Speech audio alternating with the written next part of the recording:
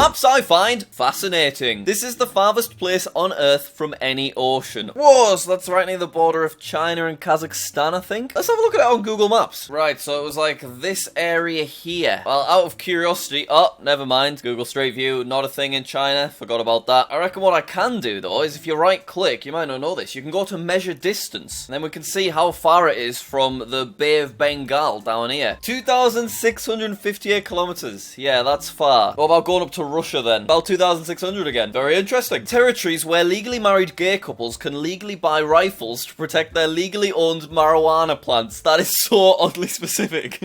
So what this basically shows is there's not many places in the world where gay marriage is legal and marijuana is legal. Basically, it's South Africa, what's that, Uruguay? And then a few states in the US and Canada. That's not much of the world at all. Atheists are prohibited from holding public office in 8 US states. That's insane. So it is a legal requirement to be religious if you want to be like a governor in Texas or a senator. Same with Arizona, Mississippi, Tennessee, North Carolina, South Carolina, and Pennsylvania. Haha. Oh, and then also, I don't know, I can't work out what the little one is. Maryland, of course. Maryland, by the way. Disgusting state flag. What is this monstrosity? What am I looking at? Countries in Europe where escaping from prison is not a crime. What? That is quite an interesting way of looking at it, and I suppose I agree. Attempting to escape from prison is legal in Germany. Attempting to escape from prison is not punishable in Germany, as the law considers freedom to be a basic human instinct. But they're not saying that if you get out, it's just like, go on then, have fun. If an escapee is caught, he is liable to be sent back to prison and serve the remainder of his sentence. So you have to go back into prison, but your sentence isn't extended. You just have to do whatever you are already doing. I suppose that makes sense. Oh, we've got a GIF, everyone! If the US was split into two halves with equal population. Whoa, look at that. Round and round it goes. Edekai, make me go round and round with it. Oh.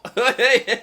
World map, but it's centered on Buenos Aires, Argentina. I love seeing these kind of maps. Great way of showing that, like, Antarctica isn't just absolutely ginormous and like a giant wall at the bottom of the world. It's really interesting to see things from a different perspective. Hey, I want to see a map where New Zealand's centered. Yes, there we go. When you look at this map, you realize why New Zealand isn't in the center of maps. Slightly inefficient in terms of where the oceans are. Each star represents a capital city of a country. That's kind of sweet, isn't it? We see that Europe and Africa are the easiest to spot just because they've got so many little countries out there. Like this line here, what's that? We got like Senegal, Sierra Leone, Guinea-Bissau. That's right, I know stuff. Map for Halloween. Every castle in Europe. I did not realise how big France was on its castles. They're all over the place. I always thought Wales had tons of castles, but compared to France, there's also Canada, but it's just roads. So this is a different way of visualising a map that we looked at in a previous video that was talking about where the Canadian population is located. There we go, yes. 50% of Canadians live below this blue line. And obviously there's not much going on up in the north. This was up in a bathroom of a Canadian company I was doing some work at. Where did you pee? Take a sticker and show us the most exotic place you've relieved yourself. Well, let's have a dabble about. Right, these are some unhygienic stickers. So I suppose because this map is from a Canadian workplace, that shows us they deem Europe to be exotic, because there's a lot of pee stickers over here. Most exotic place that I've peed, I guess, would be Fiji, which is like somewhere over here. Kai, can you put a pee sticker there for me, please? Thank you. Oh, this one is fascinating. Uncontacted tribes in the deep Amazon. So the dark red are confirmed tribes, and then the slightly lighter red are possible tribe locations, but not 100% sure. It's insane to think there are still uncontacted tribes out in the world. Government requests to remove content. That's an interesting one. So the government has contacted Google 4,387 times, asking them to, like, hide search results, I suppose. Common causes, copyright, and national security. 4,000 is barely anything compared to Russia's 123,000. It feels a bit dodgy when it's really, really high. Iceland, on the other hand, only got 4 things to hide. Relief map of Western Europe and Northeastern Africa. That looks really, really cool. I don't know what a relief map is. Does that just mean like a 3D render or something? Yeah, it's a map that indicates hills and valleys. Well, let's enhance this image. UK's geography is a little bit boring looking when you look at some of the other countries' geography. Spain is just completely doing its own thing compared to the rest of Europe. There's just so much less green. 15th of October 2019 to 1st of November 2021. Indian households with tap water connection. So in 2019, only 16% of households had tap water. whereas now in 2021, 43% have tap water. Heading in the right direction. That is really sad, though, that it's still less than 50%. Just can't even imagine that in the UK. How young can children be sent to prison across the world? Well, that's a nice one. Keep it light, guys.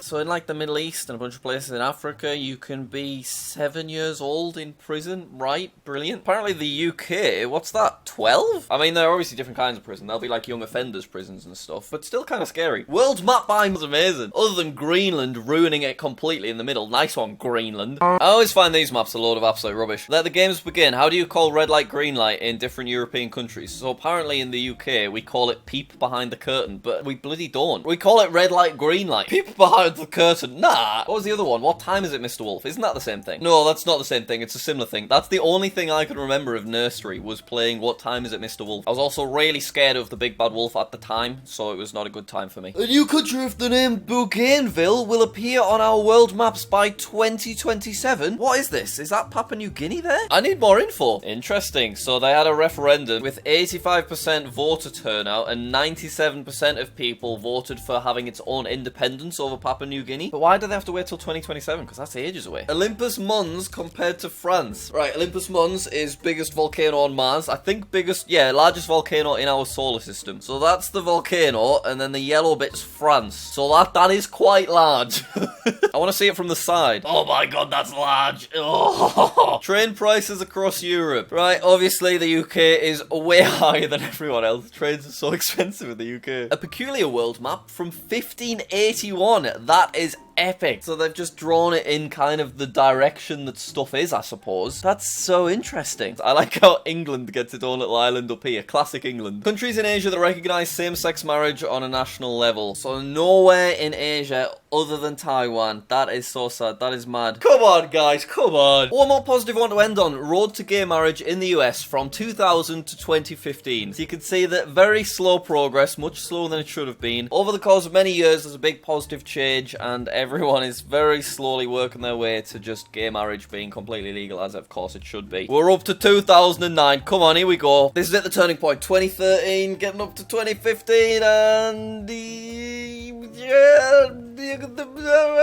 nice, I suppose. Not bad. Room for improvement, but we're in the right direction. Thank you so much for watching this geography video. Hopefully you did enjoy. Click that like button, click that subscribe button, and I'll see you next week for another video.